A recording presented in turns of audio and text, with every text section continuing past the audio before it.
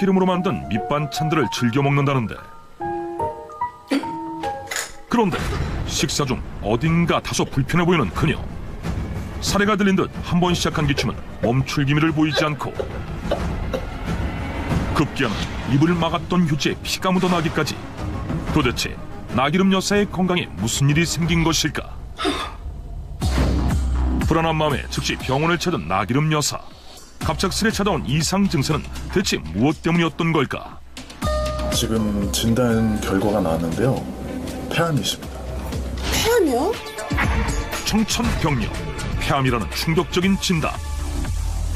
아, 말도 안 돼. 저는 술도 안 하고 담배도 안 폈어요. 제가 무슨 폐암이에요. 혹시 평소 식습관이 어떻게 되세요? 의사에게 평소 자신의 식습관에 대해 하나둘 이야기하는 나기름 여사. 그런데 나기름 여사의 말을 듣던 의사의 표정이 점차 굳어지는데, 무엇이 문제였던 것일까? 어머니께서 식습관에 문제가 있으시네요. 잘못된 식습관이 폐암을 부른 것 같습니다. 나기름 여사의 잘못된 식습관이 폐암을 불렀다? 다양한 식물성 기름을 요리에 활용하며 채소 반찬을 즐기는 등 오히려 건강에 상당히 신경 쓰고 있었던 나기름 여사. 그녀의 식습관이 왜 문제라는 것일까? 산패된 상태의 참기름을 나물 무침에 사용해 섭취한 것이 문제가 됐습니다. 네, 산패된 기름은 쉽게 말해서 상한 기름을 말하는데요. 이 기름이 다양한 요인으로 인해서 산화가 되어서 상태가 변질된 것을 뜻합니다. 산패된 기름은 쉽게 말해 상한 기름, 즉 썩은 기름을 뜻하는데, 기름이 여러 요인으로 인해 산화된 상태로 변질된 것을 말한다. 그렇다면 상한 기름이 어떻게 암을 부르게 되는 것일까? 산패된 기름은 녹슨쇠랑 똑같은데요. 그만큼 건강에 나쁜 발암물질이 굉장히 많기 때문에 암을 발생시킬 수가 있습니다. 어느 정도 양이 많느냐? 산패된 기름은요, 여러분이 피는 담배 있죠. 담배보다도 무려 1만 배나 많은 발암물질을 가지고 있기 때문에 그 산패된 기름을 먹을 경우에는 암이 잘 생기고요. 즉 잘못된 기름을 먹을 때는 바로 약이 아니라 독이 되는 것입니다. 한순간에 독으로 변할 수 있다는 기름. 나기름 여사가 사용한 기름은 유통기한을 넘긴 상태였는데, 기름통에 기재된 유통기한만 잘 확인해도 기름의 산패 여부를 확인할 수 있다고 한다. 하지만 유통기한이 지나지 않은 기름도 상해버릴 수 있다는데, 보통 산패된 기름이라고 하면 유통기한이 지나서 더 이상 사용이 불가능한 기름으로 알고 계시는 경우가 많은데요. 유통기한이 지나지 않은 기름도 보관 상태에 따라서 가정에서 쉽게 산패될 수가 있습니다. 보관 상태에 따라 기름이 쉽게 상할 수 있다? 그렇다면 우리 집에 있는 기름의 보관 상태는 어떨까? 일반 가정집 몇 곳을 방문해 기름의 보관 상태를 확인해 보기로 했다. 가장 먼저 살펴본 것은 자칭 살림꾼을 자부하는 10년차 주부 한정화 씨의 집. 그녀 역시 요리할 때 꼭 사용하는 것이 기름이라고 하는데, 기름은 하루에 여러 번 쓰는 것 같아요. 예, 아이들 볶음 요리, 볶음밥, 아니면 이제 뭐 유부초밥 같은 거 할 때는 거기다 살짝 참기름 같은 것도 이제 첨가를 해주면서 자주 쓰는 편입니다. 한정화 씨는 기름을 자주 사용하는 만큼 손이 닿기 쉬운 가스레인지 근처에 두고 사용하고 있었다. 사용하는 기름의 유통기한을 살펴보니 사용기한을 넘기지 않은 상태였는데, 그렇다면 한정화 주부가 쓰는 기름의 상태는 어떤지 측정해보기로 한 제작진. 적당량의 기름에 산패도를 측정할 수 있는 종이를 15초 동안 담근 후 건져내고 40초 후에 관찰하면 종이의 색깔 변화에 따라 기름이 얼마나 상했는지 산패도를 확인할 수 있다고 한다. 푸른빛의 측정지가 노란색으로 얼마나 변하느냐에 따라 기름의 산패도를 알 수 있는데, 4칸 중 2칸 이상이 노란색으로 변하면 기름의 산패가 진행 중이기 때문에 기름을 교체하거나 폐기해야 한다. 한정화 씨의 집에서 사용되고 있던 기름의 경우 유통기한이 지나지 않았음에도 불구하고 종이의 노란색이 2칸, 사용이 불가능한 상태임을 확인할 수 있었다. 발암물질이 나오는 거잖아요. 그럼 저희가 그걸 먹었다는 게 상상할 수가 없어요. 지금 당장이라도 빨리 나가서 버리고 싶습니다. 유통기한과 상관없이 기름이 상하게 된 이유, 다름 아닌 잘못된 보관법 때문이라는데, 기름을 눈에 잘 띄는 곳에 두시는 것은 좋지 않습니다. 기름의 산패에는 열과 빛, 공기 이 세 가지 요인이 크게 영향을 미치게 되는데요. 식물성 기름의 풍부한 불포화 지방산은 빛에 오래 노출이 되거나 적절한 온도 이상의 열을 계속 가하게 되거나 혹은 공기와 많이 접촉하게 되면 성질이 변해서 기름이 산패되게 됩니다. 그렇다면 다른 가정집의 경우는 어떨까? 앞서 본 한정화 씨와는 다르게 기름을 가스레인지 근처가 아닌 찬장 안에 보관하고 있는 이진혜 씨. 지금 기름병 뚜껑이 좀 깨지긴 했는데 그래도 가스레인지 옆에 바로 두지 않고 그냥 이렇게 선반에 올려서 천장 안에 넣어서 보관하는 편이에요. 나름의 노하우로 기름을 보관하고 있지만 깨진 뚜껑을 그대로 사용하고 있는 상태. 혹시 기름에 영향을 끼치는 것은 아닐지 기름의 산패도를 측정해보기로 했다. 측정 결과 산패가 어느 정도 진행돼 종이가 노란 빛으로 변했는데 기름을 교체해야 하는 상태였다. 한숨이 먼저 나오고요. 제가 이런 기름을 먹었다는 게 정말 끔찍하네요. 또 다른 두 곳의 가정집을 살펴본 결과 기름의 뚜껑을 제대로 닫지 않고 휴지로 막아 보관하는 경우와 기름을 햇볕이나 형광등 같은 직사광선이 노출되는 곳에 보관하는 경우가 있었다. 이 두 가지의 경우 기름의 산패도는 어떻게 나타날까? 산패 측정 결과 사용 불가와 교체 수준으로 두 경우 모두 기름이 상한 상태임을 확인할 수 있었다. 일상에서 쉽게 상할 수 있는 기름, 그렇다면 어떻게 보관해야 할까? 청균술에서 알려주는 똑똑한 기름 보관법. 첫 번째, 열을 피해라. 기름은 가스레인지 근처에 두지 말아야 한다. 두 번째, 공기를 피해라. 휴지로 기름구멍을 대체하지 말고 깨진 뚜껑 또한 사용하지 말아야 한다. 세 번째, 빛을 피해라. 기름은 형광등이나 햇볕처럼 직사광선이 닿는 곳을 피해 서늘한 곳에 보관해야 한다. 이 세 가지만 잘 지켜도 상하지 않은 신선한 기름을 먹을 수 있다. 보관만 잘하면 맛은 물론이고 건강에도 도움을 주는 식물성 기름. 우리는 건강을 위해 기름을 꾸준히 먹고 있다는 한 사람, 정은주 주부를 만났다. 자신이 즐겨 먹는다는 기름을 꺼내 보여주는 정은주 주부. 수납장에서 하나둘 꺼내기 시작하더니 끝도 없이 나오는 기름. 참기름부터 포도씨유, 코코넛 오일까지 가짓수도 다양한 기름들. 개수를 세어보니 무려 15개. 처음에 저 건강 때문에 하나씩 먹기 시작했다가 여러 개 종류별로 사 먹게 되니까 온 동네에 소문이 나게 좀 애호가가 되지 않았나 싶어요.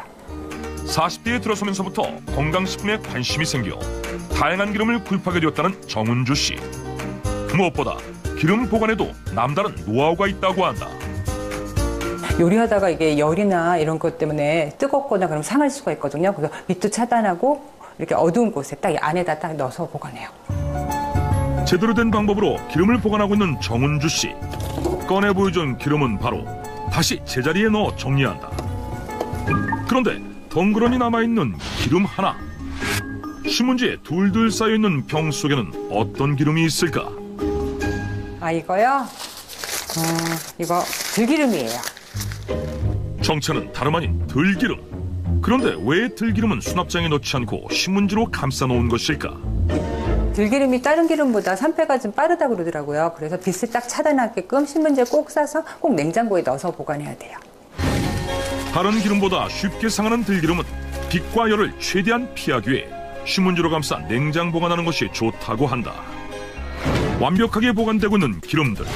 그렇다면 정은주 씨의 집에 있는 기름 상태는 어떨지 우리는 평소 가장 많이 사용한다는 4종류의 기름에 대한 산패도를 측정해보기로 했다. 측정 결과 4종류의 기름 모두 산패가 진행되지 않은 신선한 상태임을 확인할 수 있었다. 여러 종류의 기름을 제대로 보관하며 요리에도 다양하게 이용하고 있는 정은주 씨. 그만큼 건강에도 자신 있다는데. 산패된 기름도 하나도 없었고 저는 식물성 기름 골고루 다 섭취하고 있기 때문에 건강은 전혀 걱정 안 하고 자신 있는데요. 몸에 안 좋을 거라고는 생각 안 해보셨어요? 식물성 기름인데요. 그리고 보관도 너무너무 잘 냉장고도 잘 하고 있기 때문에 걱정 하나도 안 해요. 기름을 꾸준히 섭취해왔다는 정은주 씨의 건강 상태는 어떨지 병원 검사를 통해 알아보기로 했다. 다음 날 검사 결과를 확인하기 위해 담당 의사를 찾아간 제작진. 과연 정은주 씨의 검사 결과는 어떻게 나왔을까? 지금 정은주 씨 피검사 결과 같은 경우는 콜레스테롤 중에 총 콜레스테롤이라는 수치가 219로 정상보다 높게 측정이 되었습니다. 총 콜레스테롤 같은 경우는 정상 수치를 200 미만으로 보고 있고요. 그리고 나쁜 콜레스테롤 LDL 수치도 128이면 정상 내에서는 좀 높은 편이라고 할 수 있겠습니다. 그래서 고지혈증을 의심할 수 있겠습니다. 고지혈증이 의심된다? 고지혈증이란 혈액 속의 지방 성분이 정상보다 많은 상태로 뇌졸중이나 동맥경화 같은 심혈관계 질환을 일으키는 원인 중 하나이다. 건강에 좋은 기름을 다양하게 섭취하며 보관 또한 잘하고 있었던 정은주 씨. 그럼에도 불구하고 콜레스테롤 수치가 높게 나온 이유는 무엇이었을까? 그 문제점을 알아보기 위해 출동한 전문가. 똑똑한 기름 섭취법을 전달해줄 한의사 정세현 원장. 평소 정은주 씨가 기름을 어떻게 사용하는지 살펴보기로 했는데 가장 즐겨 먹는다는 달걀말이를 준비하는 정은주 씨. 달걀 부침에 사용할 기름을 꺼내둔 다음 예열된 팬에 기름을 넉넉히 둘러준다. 지금 무슨 기름 쓰시는 거예요? 네, 들기름이요.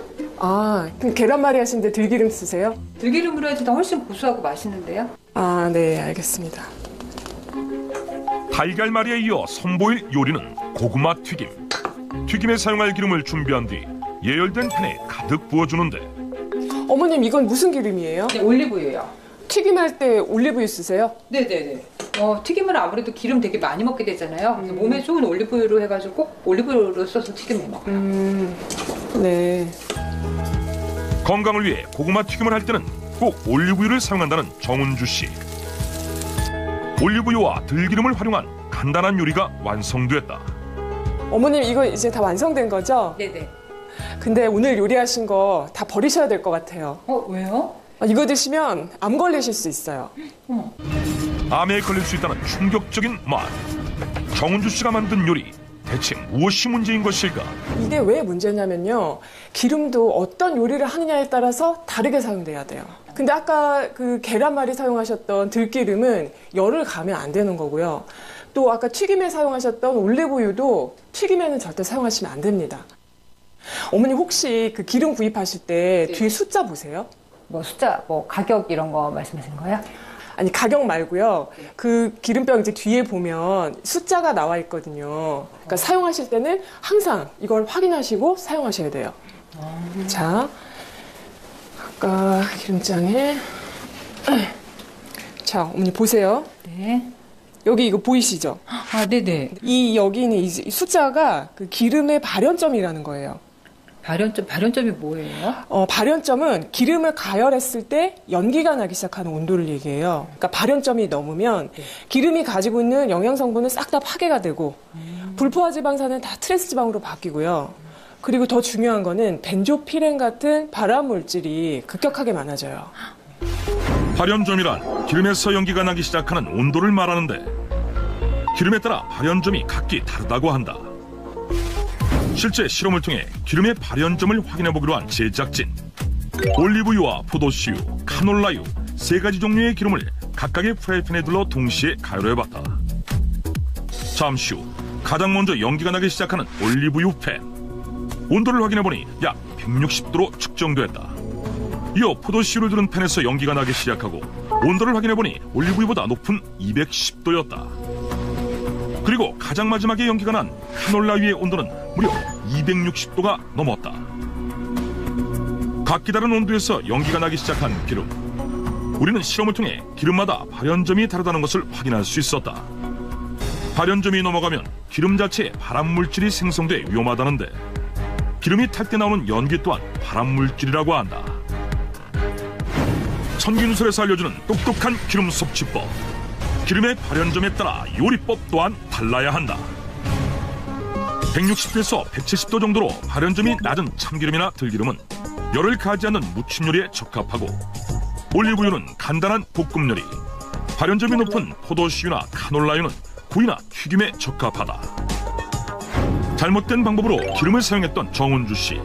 들기름으로 볶음 요리를 하고 올리브유로 튀김 요리를 하는 등 잘못된 방법으로 기름을 계속 사용하면 건강에 안 좋은 영향을 미친다는데 그리고 또 하나의 문제가 있어요. 어머님 도대체 하루에 기름 얼마나 섭취하시는 거예요?